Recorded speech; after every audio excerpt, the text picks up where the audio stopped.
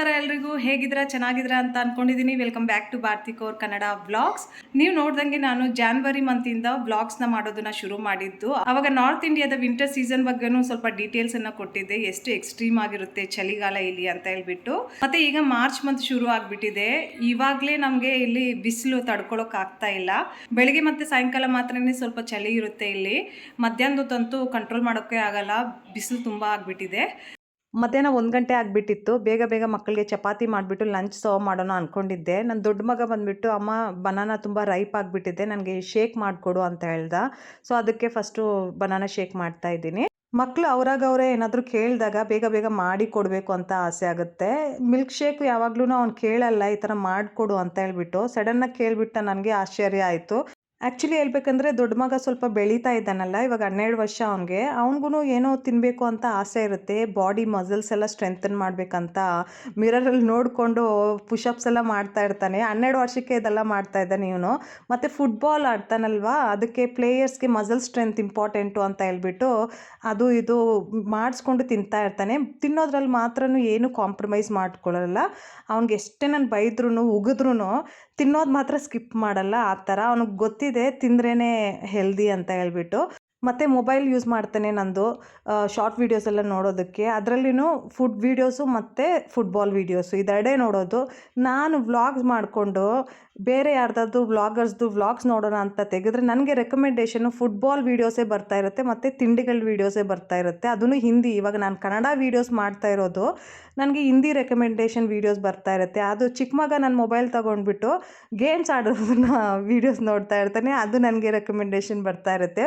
ನಾನು ಕೆಲವಷ್ಟು ಕನ್ನಡ ವ್ಲಾಗರ್ಸ್ದು ರೆಗ್ಯುಲರ್ ಆಗಿ ವ್ಲಾಗ್ಸ್ ನೋಡ್ತಾ ಇರ್ತೀನಿ. ಅವ್ರದ್ದೆಲ್ಲ ವೀಡಿಯೋಸ್ ನನಗೆ ರೆಕಮೆಂಡೇಷನ್ ಬರೋದೇ ಇಲ್ಲ. ಅದಕ್ಕೆ ನಾನು ನೋಟಿಫಿಕೇಷನ್ದು ಬಟನ್ ಇದೆಲ್ಲ ಅದನ್ನು ಒತ್ತಿಟ್ಕೊಂಡಿದ್ದೀನಿ. ಅವ್ರು ಯಾವಾಗ ವ್ಲಾಗ್ಸ್ ಹಾಕಿದ್ರೂ ಅದನ್ನು ನೋಡ್ಬೋದು ಅಂತ ಹೇಳ್ಬಿಟ್ಟು. ಇಲ್ಲಾಂದರೆ ನನ್ನ ಮಕ್ಕಳು ನೋಡೋ ವೀಡಿಯೋಗಳಿಗೆ ನನಗೆ ಅದೇ ರೆಕಮೆಂಡ್ ಆಗ್ತಾ ಇರುತ್ತೆ. ಇವಾಗ ಮಧ್ಯಾಹ್ನ 3:15 ಆಗ್ತಾ ಇರೋದು. ಅಷ್ಟು ಬೇಗ ಇಬ್ಬರೂ ರೆಡಿ ಆಗಿಬಿಟ್ಟು ಹೋಗ್ತಾ ಇದ್ದಾರೆ ಆಟ ಆಡೋದಕ್ಕೆ. ಸೈಕ್ಲಿಂಗ್ ಮಾಡಿಕೊಂಡು ಫುಟ್ಬಾಲ್ ಆಡ್ಕೊಂಡು ಬರ್ತಾರೆ. ಇವಾಗ ರಜೆಗಳು ಶುರು ಆಗಿಬಿಟ್ಟಿದೆ ಅಲ್ಲ, ಏಪ್ರಿಲ್ 1 ರಜೆಗಳಿವೆ. ಸೊ ಮನೇಲಿ ಅಂತೂ ಹಿಡ್ಕೊಳ್ಳೋಕ್ಕೆ ಆಗಲ್ಲ. ತಿನ್ನೋದು, ಆಟ ಆಡ್ಕೊಂಡು ಬರೋದು, ತಿನ್ನೋದು, ಆಟ ಆಡ್ಕೊಂಡು ಬರೋದು, ಆ ಥರ. ನಾನು ತುಂಬ ಅಂದರೆ ದೊಡ್ಡ ಮಗನಿಗೆ ಉಗಿತಾ ಇರ್ತೀನಿ. ಚಿಕ್ಕ ಮಗನಿಗೆ ಸ್ವಲ್ಪ ಲೂಸ್ ಬಿಟ್ಬಿಟ್ಟಿದ್ದೀನಿ, ಯಾಕಂದರೆ ಅವನು ಇನ್ನೂ ಫಸ್ಟ್ ಸ್ಟ್ಯಾಂಡರ್ಡಲ್ಲಿ ಇರೋದು. ರಿಸಲ್ಟ್ ಬಂದಮೇಲೆ ಸೆಕೆಂಡ್ ಸ್ಟ್ಯಾಂಡರ್ಡ್ಗೆ ಹೋಗ್ತಾನೆ. ಇವನು 7th ಇದ್ದಾನೆ, ರಿಸಲ್ಟ್ ಬಂದಮೇಲೆ 8ಗೆ ಹೋಗ್ತಾನೆ. ಅದಕ್ಕೆ ನಾನು ಹೇಳ್ತಾ ಇರ್ತೀನಿ, ಸ್ಕಿಲ್ಸ್ ರಿಲೇಟೆಡ್ ವೀಡಿಯೋಸ್ ನೋಡ್ತಾ ಇರಪ್ಪ, ಮುಂದಕ್ಕೆ ನಿಮಗೆ ಯೂಸ್ಫುಲ್ ಆಗುತ್ತೆ ಮತ್ತು ಸ್ಕಿಲ್ಸ್ನು ಎನ್ಹಾನ್ಸ್ ಆಗುತ್ತೆ ಅಂತ ಉಗಿತಾ ಇರ್ತೀನಿ. ಸರಿ ಅಂತ ಹೇಳ್ತಾ ಇರ್ತಾನೆ. ಇವಾಗ ಮಾತ್ರ ಮೊಬೈಲ್ ತಗೊಂಡು ಪಾರ್ಕ್ಗೆ ಹೋಗ್ತಾ ಇದ್ದಾನೆ ಆಟ ಆಡೋದಕ್ಕೆ. ಆ್ಯಕ್ಚುಲಿ ಮೊಬೈಲ್ ನಾನೇ ಕೊಟ್ಟಿದ್ದೆ ಅವ್ನ ಕೈಯಲ್ಲಿ, ಸ್ವಲ್ಪ ವೀಡಿಯೋಸ್ನ ಕ್ಯಾಪ್ಚರ್ ಮಾಡಿಬಿಟ್ಟು ನನಗೆ ಕೊಡಪ್ಪ, ವ್ಲಾಗಲ್ಲಿ ಆ್ಯಡ್ ಮಾಡ್ತೀನಿ ಅಂತ ಹೇಳ್ಬಿಟ್ಟು. ಇವನು ಯಾವಾಗಾದರೂ ವೀಡಿಯೋಸ್ ಕ್ಯಾಪ್ಚರ್ ಮಾಡಲಿ, ಶೇಕ್ ಮಾಡಿಕೊಂಡೇ ಮಾಡೋದು. ಇದಾದರೂ ಪರವಾಗಿಲ್ಲ, ಸೈಕ್ಲಿಂಗ್ ಮಾಡಿಕೊಂಡು ವೀಡಿಯೋ ಮಾಡಿರೋದು, ಅದು ಎಕ್ಸ್ಕ್ಯೂಸ್ ಮಾಡ್ಬೋದು. ಬಟ್ ಮನೆಯಲ್ಲಿ ಏನಾದರೂ ಇವನ ಕೈಯಲ್ಲಿ ಮೊಬೈಲ್ ಕೊಟ್ಬಿಟ್ರೆ, ಹಿಡ್ಕೊಳ್ಳೋ ಸ್ವಲ್ಪ ವೀಡಿಯೋ ಮಾಡೋ ಅಂತ ಕೊಟ್ಟರೆ ಫುಲ್ಲು ಶೇಕ್ ಮಾಡೋದು, ಝೂಮ್ ಮಾಡೋದು, ಕೆಳಗಡೆಯಿಂದ ಮೇಲೆ ತೋರಿಸೋದು, ಅದೆಲ್ಲ ಮಾಡ್ತಾ ಇರ್ತಾನೆ. ನಮಸ್ಕಾರ, ಗುಡ್ ಮಾರ್ನಿಂಗ್. ಇದು ನೆಕ್ಸ್ಟ್ ಡೇ ಮಾರ್ನಿಂಗ್ ಬ್ಲಾಗು. ಬೆಳಗ್ಗೆ 9 ಗಂಟೆ ಆಗ್ತಾ ಇದೆ. ಸೊ ಇವಾಗ ಬ್ರೇಕ್ಫಾಸ್ಟ್ನ ರೆಡಿ ಮಾಡ್ತಾ ಇದ್ದೀನಿ. ಬನ್ನಿ ತೋರಿಸ್ತೀನಿ ನಾನು ಏನು ಬ್ರೇಕ್ಫಾಸ್ಟ್ನ ಮಕ್ಳಿಗೋಸ್ಕರ ಮಾಡ್ತಾ ಇದ್ದೀನಿ ಅಂತ ಹೇಳ್ಬಿಟ್ಟು. ಆ್ಯಕ್ಚುಲಿ ಮಕ್ಕಳು ನಾನು ಮಾತ್ರನೇ ಇರೋದು ಇವತ್ತು. ನಮ್ಮ ಯಜಮಾನ್ರು ಮತ್ತೆ ಕೆಲಸದ ಮೇಲೆ ಆಚೆ ಹೋಗಿದ್ದಾರೆ. 2 ದಿನ ಆದಮೇಲೆ ಬರ್ತಾರೆ. ಅವ್ರು ತುಂಬ ಟ್ರಾವೆಲಿಂಗಲ್ಲಿ ಇರ್ತಾರೆ. ನಮ್ಮ ಯಜಮಾನ್ರು ಮನೇಲಿ ಇರೋವಾಗ ಅವ್ರಿಗೆ ಇಷ್ಟವಾದ ಅಡುಗೆಗಳನ್ನೇ ಮಾಡೋದು. ಅವ್ರು ಇಲ್ಲದೆ ಇರೋವಾಗ ಮಕ್ಕಳಿಗೆ ಏನು ಇಷ್ಟ ಆಗುತ್ತೋ ಅದನ್ನೇ ನಾನು ಅಡುಗೆ ಮಾಡ್ತಾ ಇರ್ತೀನಿ. ಮಕ್ಕಳಿಗೆ ಇಷ್ಟವಾದ ಸೇಮಿಯಾ ಉಪ್ಪಿಟ್ಟನ್ನ ಮಾಡ್ತಾ ಇದ್ದೀನಿ. ಸಿಂಪಲ್ ಇಂಗ್ರೀಡಿಯೆಂಟ್ಸಲ್ಲೇ ಮಾಡ್ತಾ ಇದ್ದೀನಿ. ನನ್ನ ಹತ್ರ ಬೀನ್ಸು, ಕ್ಯಾರೆಟ್ ಇಲ್ಲ. ಇದ್ದಿದ್ರೆ ಅದನ್ನು ಚಿಕ್ಕ ಚಿಕ್ಕದಾಗಿ ಕಟ್ ಮಾಡಿಬಿಟ್ಟು ಇದರಲ್ಲಿ ಆ್ಯಡ್ ಮಾಡಿಬಿಟ್ಟು ಸೇಮಿಯಾ ಉಪ್ಪಿಟ್ಟನ್ನ ಮಾಡ್ತಾಯಿದ್ದೆ. ಈಗ ತರಕಾರಿ ಇಲ್ಲದೆ ಇರೋದ್ರಿಂದ ಸುಮ್ಮನೆ ಈ ಥರ ಪೀನಟ್ಸ್ ಹಾಕ್ಬಿಟ್ಟು, ಟೊಮೆಟೊ ಹಾಕ್ಬಿಟ್ಟು ಮಾಡ್ತಾಯಿದ್ದೀನಿ. ಹೇಗೆ ಬರುತ್ತೆ ಅಂತ ನಿಮಗೇನು ತೋರಿಸ್ತೀನಿ. ಎಣ್ಣೆ ಬಿಸಿ ಆಗಿದೆ, ಸ್ವಲ್ಪ ಸಾಸಿವೆ ಆ್ಯಡ್ ಮಾಡ್ತಾಯಿದ್ದೀನಿ. ಇದರಲ್ಲಿ ಸ್ವಲ್ಪ ಚನಾದಾಲು, ಸ್ವಲ್ಪ ಪೀನಟ್ಸು,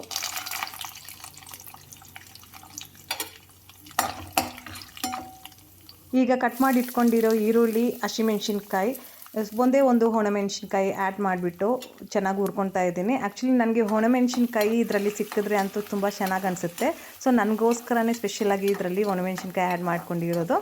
ಈಗ ಕಟ್ ಮಾಡಿ ಇಟ್ಕೊಂಡಿರೋ ಟೊಮೆಟೊನ ಆ್ಯಡ್ ಮಾಡ್ತಾ ಇದ್ದೀನಿ.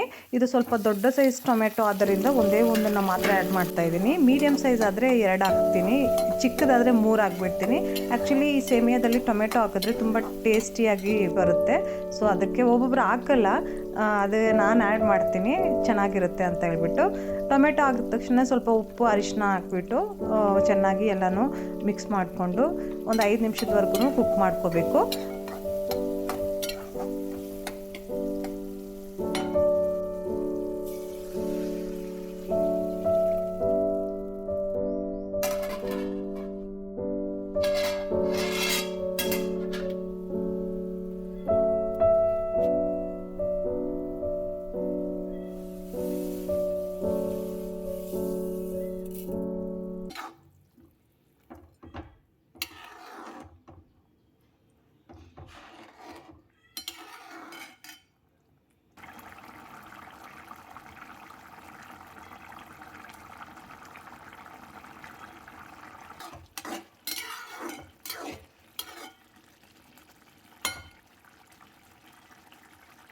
ತುಂಬ ಸಿಂಪಲಾಗಿ ಮಾಡಿದ್ರೂ ರುಚಿ ಮಾತ್ರ ಸೂಪರಾಗಿ ಬರುತ್ತೆ.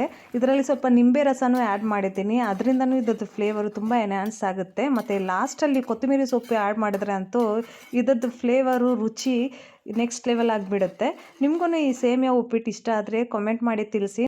ನಮ್ಮ ಮನೇಲಂತೂ ಇದು ಎಲ್ಲರಿಗೂ ಫೇವ್ರೆಟ್ಟು, ಬಟ್ ಮಕ್ಳಿಗೆ ಮಾತ್ರ ಸ್ವಲ್ಪ ಜಾಸ್ತಿನೇ ಫೇವ್ರೆಟ್ಟು. ಆ್ಯಕ್ಚುಲಿ ಇವಾಗ ಮಕ್ಕಳದ್ದು ರಜಾ ಇರೋದ್ರಿಂದ ನಾನು ಬೆಳಗ್ಗೆ ಸ್ವಲ್ಪ ಲೇಟಾಗಿ ಎದ್ದೇಳೋದು. 8:30ಗೆ ಎದ್ಬಿಟ್ಟು ಫ್ರೆಶ್ ಆಗಿಬಿಟ್ಟು ಡೈರೆಕ್ಟಾಗಿ ಕಿಚನಲ್ಲಿ ಬಂದುಬಿಟ್ಟು ಬ್ರೇಕ್ಫಾಸ್ಟ್ ಮಾಡಿದೆ.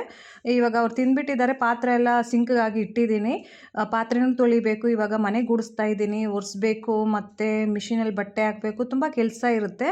ಕೆಲವ್ರು ಮನುಷ್ಯರು ಯಾವ ಥರ ಗೊತ್ತಾ, ಚಿಕ್ಕ ಮನೇಲಿ ಇರೋವಾಗ ದೊಡ್ಡ ಮನೆ ಬೇಕು ಅಂತ ಆಸೆ ಪಡ್ತಾರೆ. ದೇವ್ರ ಕೃಪೆಯಿಂದ ದೊಡ್ಡ ಮನೆ ಸಿಕ್ಕಿದ್ರೂ ಕೆಲವೇ ದಿನಗಳಲ್ಲಿ ಆ ಮನೆಯಲ್ಲೂ ಆಸಕ್ತಿ ಕಡಿಮೆ ಮಾಡ್ಕೊಂಡು ಬಿಡ್ತಾರೆ.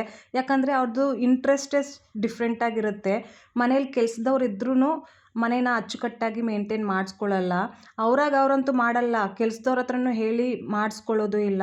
ಅಷ್ಟು ಇಂಟ್ರೆಸ್ಟ್ ಲೂಸ್ ಮಾಡ್ಕೊಂಡು ಬಿಡ್ತಾರೆ. ಬೇರೆಯವ್ರನ್ನ ನೋಡಿಬಿಟ್ಟು ನಮ್ಗೆ ಅದು ಬೇಕು ಇದು ಬೇಕು ಅಂತ ಆಸೆ ಪಡ್ತಾರೆ. ದೇವ್ರು ಕೊಟ್ಟ ಆದಮೇಲೆ ಅದ್ರ ಬಗ್ಗೆ ಇಂಟ್ರೆಸ್ಟೇ ಕಡಿಮೆ ಆಗಿಬಿಡುತ್ತೆ ಅವ್ರಿಗೆ. ಸೊ ಆ ಥರ ಇರಬಾರ್ದು. ಏನೇ ದೇವ್ರು ಕೊಟ್ಟರು ಭಯ ಭಕ್ತಿಯಿಂದ ಡೈಲಿ ಬೇಸಿಸಲ್ಲಿ ಹೆಣ್ಮಕ್ಳಾದ ನಾವು ಮನೇನ ಚೆನ್ನಾಗಿ ಮೇಂಟೈನ್ ಮಾಡ್ಕೋಬೇಕು. ಕಷ್ಟಪಟ್ಟು ದುಡ್ದು ಕೋಟಿ ದುಡ್ಡು ಹಾಕ್ಬಿಟ್ಟು ದೊಡ್ಡ ದೊಡ್ಡ ಮನೆಗಳನ್ನ ತಗೊಳ್ಳೋದಲ್ಲ, ತಗೊಂಡಾದಮೇಲೆ ಆ ಮನೆಯನ್ನು ಎಷ್ಟು ಆಸಕ್ತಿಯಿಂದ ಮ್ಯಾನೇಜ್ ಮಾಡ್ತೀವಿ, ಆ ಮನೆಯಲ್ಲಿ ಎಷ್ಟು ಚೆನ್ನಾಗಿ ಮೆಮೊರೀಸ್ನ ಕ್ರಿಯೇಟ್ ಮಾಡ್ತೀವಿ, ಅದನ್ನು ತುಂಬ ಮುಖ್ಯ ಆಗುತ್ತೆ. ನಾವಿರೋ ಈ ಮನೆ ನಮ್ಮದು ಓನ್ ಹೌಸ್ ಅಲ್ಲ, ರೆಂಟೆಡ್ ಹೌಸು. ನಮ್ಮ ಓನರ್ ಅವರು ಈ ಮನೆ ಕಟ್ಸ್ಕೊಳ್ಳೋವಾಗ ಲೋನ್ ತಗೊಂಡ್ರಂತೆ. ಅದಕ್ಕೆ ಇವಾಗ 20,000 ಸಾವಿರ ಎವ್ರಿ ಮಂತೂ ಪೇ ಮಾಡ್ತಾ ಇದ್ದಾರೆ ಬ್ಯಾಂಕ್ಗೆ. ಅವರಷ್ಟು ಕಷ್ಟಪಟ್ಬಿಟ್ಟು ಮನೆಯೆಲ್ಲ ಕಟ್ಸಿದ್ದಾರೆ. ಅವ್ರ ಮನೆಯಲ್ಲಿ ನಾವು ವಾಸ ಮಾಡೋವಾಗ ನಮ್ಮದು ರೆಸ್ಪಾನ್ಸಿಬಿಲಿಟಿ ಆಗುತ್ತೆ. ಎಷ್ಟು ಚೆನ್ನಾಗಿ ಅವ್ರ ಮನೆಗೆ ನಮ್ಗೆ ಕೊಟ್ಟಿರ್ತಾರೋ, ನಾವು ಹೊಸ್ದಾಗಿ ಬರೋವಾಗ ಅಷ್ಟೇ ಚೆನ್ನಾಗಿ ಅವ್ರಿಗೆ ಮನೆ ವಾಪಸ್ಸು ಕೊಡಬೇಕು ಅಂತ ನಾನು ಅಂದ್ಕೊತೀನಿ. ಮಕ್ಕಳು ನಮ್ಮ ಮನೆಯಲ್ಲೂ ಚಿಕ್ಕವರಿದ್ದಾರೆ, ಅವ್ರೂ ತುಂಬ ಸ್ಕೆಚಸ್ ಎಲ್ಲ ಯೂಸ್ ಮಾಡ್ತಾರೆ, ಡ್ರಾಯಿಂಗ್ಸ್ ಎಲ್ಲ ಮಾಡ್ತಾ ಇರ್ತಾರೆ. But as a mom, as a homemaker ನಾನು ಮನೆಯಲ್ಲಿರೋದ್ರಿಂದ ಮಕ್ಕಳಿಗೆ ತಿಳಿಸಿ ಕೊಡ್ತೀನಿ. ಗೋಡೆಗಳ ಮೇಲೆಲ್ಲ ಗೀಚಬಾರ್ದು, ಫ್ಲೋರ್ ಮೇಲೆಲ್ಲೂ ಗಲೀಜು ಮಾಡಬಾರ್ದು, ಸ್ಟೆಪ್ಸ್ ಮೇಲೇನೂ ಗಲೀಜು ಮಾಡಬಾರ್ದು. ಪ್ಲಗ್ಸ್ ಎಲ್ಲ ಯೂಸ್ ಮಾಡೋವಾಗ ಸ್ವಿಚ್ ಬೋರ್ಡಲ್ಲಿ ಚೆನ್ನಾಗಿ ಯೂಸ್ ಮಾಡಬೇಕು, ಹಿಡ್ಕೊಂಡು ತೆಗಿಬೇಕು. ಹಂಗೆ ಎಳೆದ್ಬಿಟ್ರೆ ಅದು ಲೂಸ್ ಆಗಿಬಿಡುತ್ತೆ. ಅದು ಅಂತ ಚಿಕ್ಕ ಚಿಕ್ಕ ಮಾತುಗಳನ್ನ ನಾವು ಮಕ್ಕಳಿಗೆ ತಿಳಿಸ್ತಾ ಇರ್ತೀವಿ. ಯಾಕಂದರೆ ಮಕ್ಕಳು ನಮ್ಮ ಅಂಡರಲ್ಲಿ ಇರೋದು. ಅವ್ರಿಗೆ ನಾವು ಯಾವ ಥರ ಎಜುಕೇಟ್ ಮಾಡ್ತೀವೋ ಆ ಥರ ಅವ್ರೂ ಕಲ್ತ್ಕೊತಾರೆ. ಇಲ್ಲ ಅಂದರೆ ಅವ್ರಿಗೆ ಇಷ್ಟಪಟ್ಟಂಗೆ ಅವರು ಗೀಚ್ಕೊಂಡು ಗಲೀಜು ಮಾಡ್ಕೊಂಡಿರ್ತಾರೆ. ಫಸ್ಟು ನಾವು ಆ್ಯಸ್ ಎ ಪೇರೆಂಟ್ ರೆಸ್ಪಾನ್ಸಿಬಲ್ ಆಗಬೇಕು, ಅವ್ರಿಗೂ ಹೇಳ್ಕೊಡ್ಬೇಕು. ಕೆಲವ್ರು ಮಾತ್ರ ರೆಂಟೆಡ್ ಮನೆಯಲ್ಲಿರೋವಾಗ ತುಂಬ ಇಗ್ನೋರ್ ಮಾಡಿಬಿಡ್ತಾರೆ, ಮನೆಗಳೆಲ್ಲ ತುಂಬ ಗಲೀಜು ಮಾಡಿಬಿಟ್ಟು ಕೊಟ್ಬಿಡ್ತಾರೆ. ಆ ಥರ ಮಾಡಬಾರ್ದು. ನಂತರ ರೆಂಟ್ ಕಟ್ಟೋರಿಗೆ ತುಂಬ ಮನೆಗಳು ಆಪ್ಷನ್ ಆಗಿ ಸಿಗುತ್ತೆ. ಬಟ್ ಕಷ್ಟಪಟ್ಟು ದುಡಿದು ಒಂದು ಓನ್ ಹೌಸ್ ಮಾಡ್ಕೊಂಡಿರ್ತಾರಲ್ಲ, ಅವ್ರ ಹತ್ರ ಒಂದೇ ಮನೆ ಇರುತ್ತೆ. ಆ ಮನೆಯಲ್ಲಿ ನಾವು ವಾಸ ಮಾಡೋವಾಗ ತುಂಬ ರೆಸ್ಪಾನ್ಸಿಬಲ್ ಆಗಿ ಇರಬೇಕು ಅಂತ ನನ್ನ ಒಂದು ನಂಬಿಕೆ.